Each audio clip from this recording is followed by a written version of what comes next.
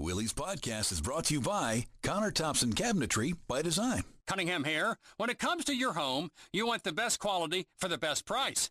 Countertops and Cabinetry by Design is the best. Get new countertops installed in as little as 2 weeks. Online at cacbydesign.com. This is a special podcast presentation from 700WLW.com. This is Bill Cunningham on demand. We have thousands on hold, millions and millions are listening. We have Bob in Liberty Township and Steve in Bond Hill and Mike in Newport and Dick in Dayton and Bill in Western Hills and thousands of others. But I wanted to check in with Gerald Celente, who's one of the editors and writers for the TrendsJournal, about what's going to happen in 2014 in all areas of life. Gerald Celente, welcome to the Bill Cunningham Show. And Gerald, how are you? I'm good. Thanks for having me back, Bill. 2014 is going to be a big year. There's no small years. Where is the economy headed in 2014? You're the expert. Well, all you have to do is look what's going on around the world, and the one to look at really is China. And one of the things you do as a trend forecaster, you're always tuned into the news. And when you tune into the news during the holiday season, you could see what was going on. And that is, when you read the headlines, fears after key China debt level soars 70%.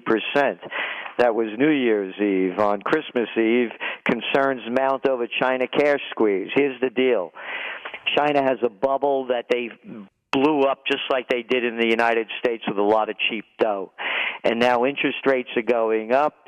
The shadow banking, people are borrowing at 40% interest rates. This thing has to slow down. They have to do something to slow it down. You look at today's data coming in from China, already a slowdown going on. Come back to the States. Look what's happened since the tapering. The announcement of tapering, they're going to cut back $10 billion worth of the Fed buying up treasuries and mortgage-backed securities. You're seeing interest rates going up. This is an interest rate recovery. So when you go to China, when you come to the United States, if interest rates go up, the economy goes down, period, paragraph. You know, Bill, you look like a nice guy. I'll tell you what I'm going to do. You could buy a car for 0% down and 0% interest. Don't have a credit rating? Don't worry about it. Call this number. We'll find a dealer near you. I'm not making that up. Those are commercials.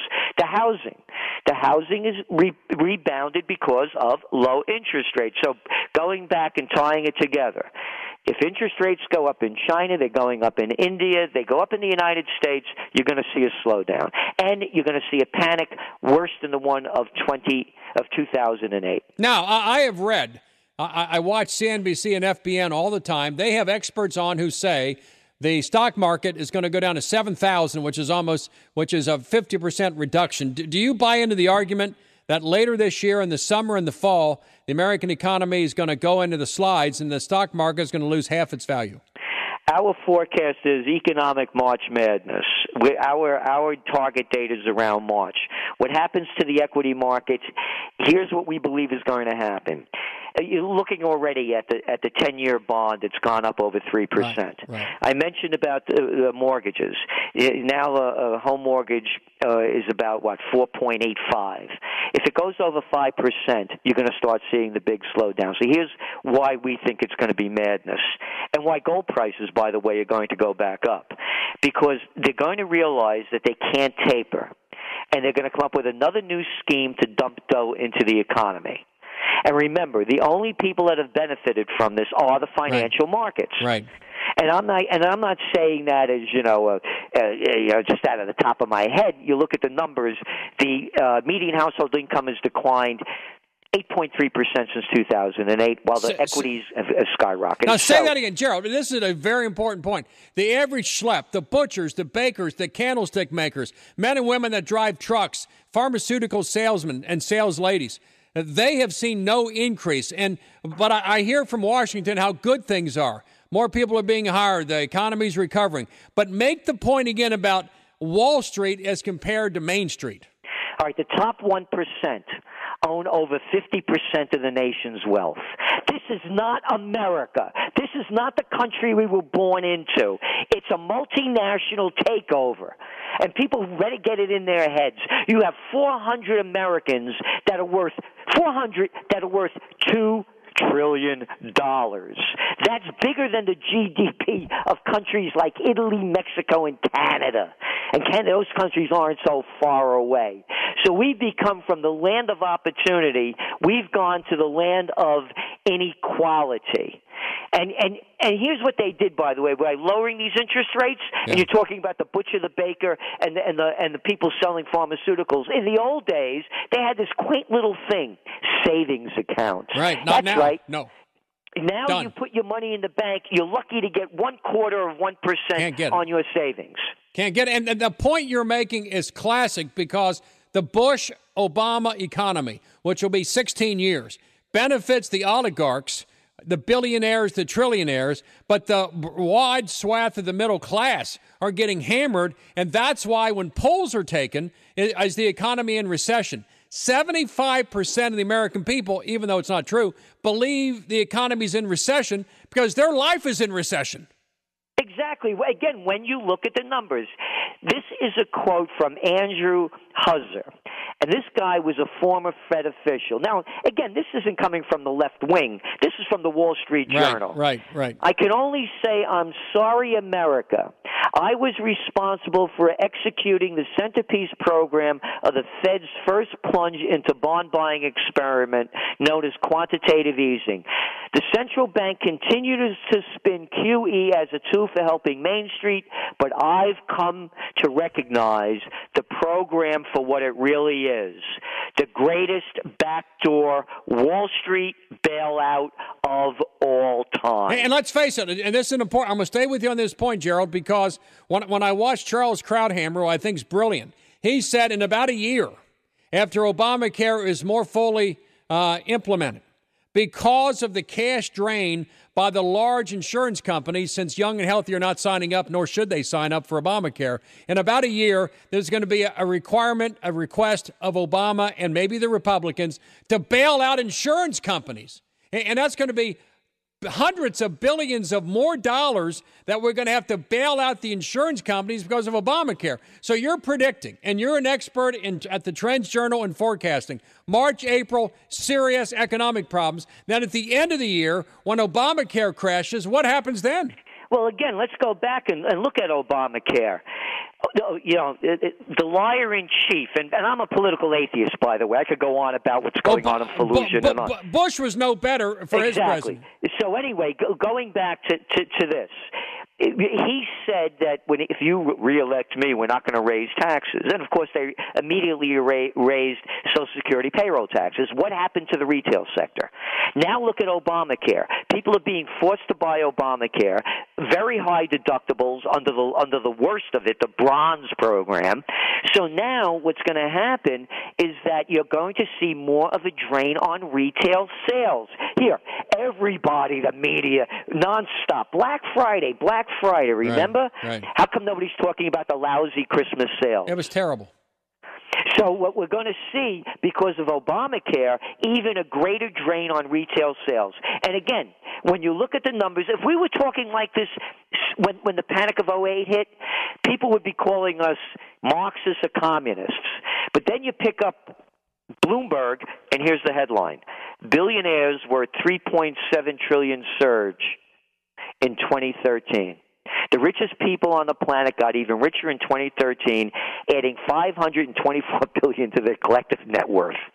So now, when you talked about bailing out the insurance companies, let's go back to Bush and the bailout of the too big to fail banks. Don't call it capitalism, because when you bail out corporations, it's called the merger of state and corporate powers, which by definition is called fascism. And I'll give you, Gerald Celente, a classic example. My medical insurance premium went up by a factor of 200%.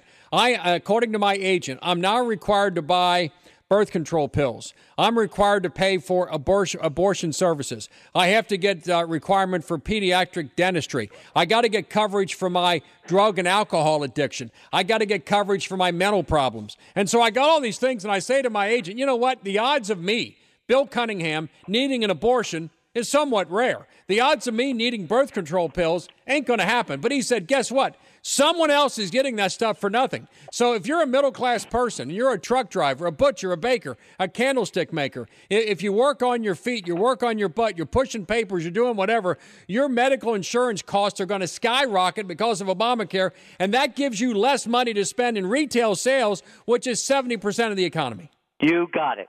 And by the way, there's a way out of this. Please. And the trend that I call it is a self-sufficiency economy. We hear about people's survivalism, a lot of people are doing it. We can be a self-sufficiency economy. The United States is one of the richest nations on earth. The money is being squandered. By the way, just to make it really clear, I am a constitutionalist. I believe in the founding fathers and what this country was based upon. James Madison, I believe in the 9th and 10th Amendment, I believe. And I believe in Washington with no foreign entanglements. Me too. And so when I talk about a self-sufficiency economy, we're spending between the NSA, CIA, FBI. Well, you know the story. The FBI just changed its major dictum that it's no longer about protecting us. No. It's about national security. And also, Gerald, 10 more years in Afghanistan. Obama wants us to spend 10 more years in a war that we've lost for the last 12. He wants 10 more years in Afghanistan. What? Yeah, again, he lied because during the campaign, he forgot to carry the one. He said in the campaign that we would be out by 2014. So going back to how we can get back, we bring all the troops home, we close down our bases, we go back to what this country's founded. Number two is, this is not free trade or fair trade. It's multinational takeover. In front of me, I have a piece of dishware left to me by my aunt after she passed on. May her soul rest in peace. I turned it over. It's made in Syracuse, New York. Good. Everything that we're wearing, they're buying, we're eating. Could you imagine we're importing apples from China? Yeah, we are. So we can become a self-sufficient economy. Why don't we do that? The next candidate for the presidency should bring home, we have 750 military bases today in 125 different countries. We're like the Roman Empire, and in which we have rules and regulations. The masses are being entertained with television products, and we have a far-flung military empire that we cannot afford. Exactly. Let's talk about the Duck Dynasty. I mean, it can't be more stupid than that. Stupid. This is a show that 9 million people watch out of a country of 316 million people, and it's news every day. But, hey, don't talk about what's going on in the economy or the losing wars. And now you got guys like Kerry and McCain and Graham talking about what we have to do to help the Iraqis as they're losing Fallujah. What? How about never starting the war in the first place? How about helping Cincinnati? How about helping Detroit? How about helping Minneapolis? How about helping Reno, Nevada? How about that? Amen. And that's I've had it with these politicians. They can fix everything that's going on in the world. How about here? Let's start with Detroit and Cincinnati and Camden and Trenton and the South Bronx. What's wrong with that? Jared, why don't you run for office? You're making too much sense to be on the radio. No. I began my career, by the way. I used to run political campaigns in Westchester County in 1970. Well, Gerald, let's get concrete. Well, what if you're an average middle-class woman or a man with problems? Your house, you're underwater in your home. Your job has no pay raises. Your medical insurance is skyrocketing because you're paying for 30 million people putting nothing into the system. And you're 35, 40, 45 years old, and you're worried about making it to 65. And you just listen to Gerald Celente on the radio from the TrendsJournal talk about disaster. What do you practically do? All right, practically, here's what you do. You don't buy anything you don't need. Number two, try to buy as much local as you can and become active at any level you can. Number three, get in shape, physically, emotionally, and spiritually. There are protest movements going on all around the world. The populist movement is one of the biggest trends of 2014. Yeah. And it's a throw out the bums movement, and that's what we need to do in this country. My motto is stay home, don't vote. I don't believe in the Republicans and Democrats any more than I believe in the Bloods and the Crips. And both of them are murderous and they're robbers. Amen. And so, Amen. so what I want to see is a new third-party movement. And people need to become involved. And they have to stop becoming complacent and stop saluting their commanders-in-chief who never fought a day in their lives and looking up to their elected officials. Whether it's Dick Cheney or Barack Hussein Obama, the two sides of this. And how about Hillary Clinton in 2016 and George P. Bush is a rising in Texas? Hell, I can't take it anymore. How about Larry Moe and Curley? I mean, Abbott and Costello, or Christie or Ryan or Biden. I don't care. That's the choices that we have. So it's up to the individual. You look throughout history, Bill, every movement that's really changed things started with the grassroots. And what they want to make us believe is that we don't have the power. Right. And we do. Well, Gerald Celente, I got to run. You're unbelievable. I got to get you on more often. So you're saying March and April, stock market problems, end of the year, bail out the insurance companies, print more money, the whole thing collapses. What do you do? Physically get in shape because you can't trust the medical system. Spiritually, morally get in shape because it's the right thing to do. Save your nuts, quit spending your money, save your assets, and move on. Are you one of those who say buy gold, buy silver? I'm not allowed to give financial advice. Speaking for myself, all I'm invested in is gold, silver, and because I'm in colonial Kingston, New York, I own historic properties from pre-Revolutionary War because this is where the revolution had its roots, and I want to see the second American Revolution, a moral, spiritual, and intellectual revolution. And I don't mean spiritual in the New Age, airy-fairy thing. I mean about the spirit within. Well, Gerald Celente, you're a great American. What is your website, if any? TrendsJournal.com, and we also do Trends in the News as part of the subscription. We do it every day, and we make the journal available to everyone. There's a discount request page because we want to see a brighter future for America, a restoration of this great country that's been stolen from us and will be stolen from us unless we take it back. Where's the economy headed? Which businesses will thrive? Which will dive? Will there be a war? What else is in store? The Trends Journal. And Gerald Celente, thanks for coming on the Bill Cunningham Show, and you are a great American. Thank you, and thank you. So are you. Thanks for having me on. Let's continue.